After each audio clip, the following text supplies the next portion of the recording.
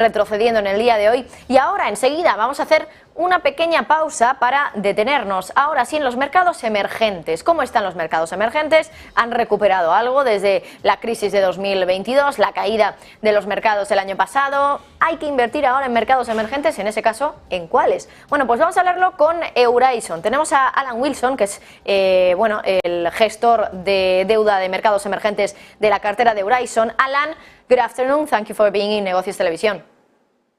Good afternoon. Thank you for having me. Alan, how are you seeing right now emerging markets behaving this year? So we're very positive when it comes to emerging markets.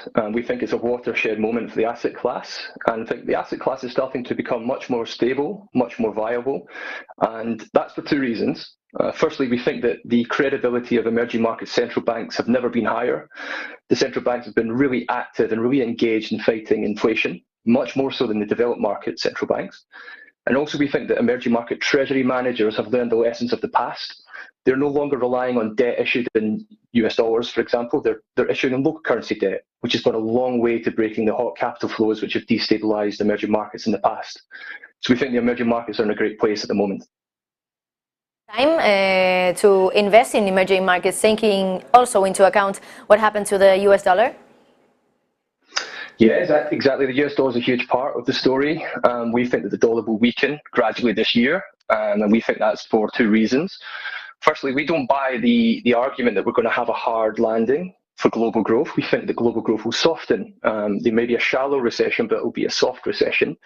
And also we think that inflation will fall gradually.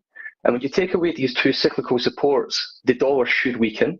The dollar is very overvalued relative to emerging market currencies. For example, 20% overvalued against the EMFX basket. And so we think the dollar should gradually weaken as the year goes on. And we think that's going to be a great support for emerging market local currency debt. Which emerging markets, Alan, are presenting right now the best opportunities? So we've been really heartened by the performance of the whole asset class, actually. When you think about how many headwinds we've had, we've had high inflation, we've had engaged central banks, we've had geopolitical risks. The emerging market asset class has held in very well. When you look at last year, the asset class performance, excluding Russian bonds, was plus 1.5%. And that positive performance has rolled into this year when you see how well the asset class has done so far. We're plus 4% for the year. But in terms of which regions we like, we're very supportive towards LATAM. We think that those areas give you high carry, they've got good underlying fundamentals, and they're also quite separated from the geopolitical risks in the East. So to answer your question, we're very bullish for the asset class in general, but in particular LATAM, areas like Mexico and Brazil. Alan Wilson, Emerging Market Debt Portfolio Manager at Eurizon, thank you so much for being in Negocios Televisión. Thank you.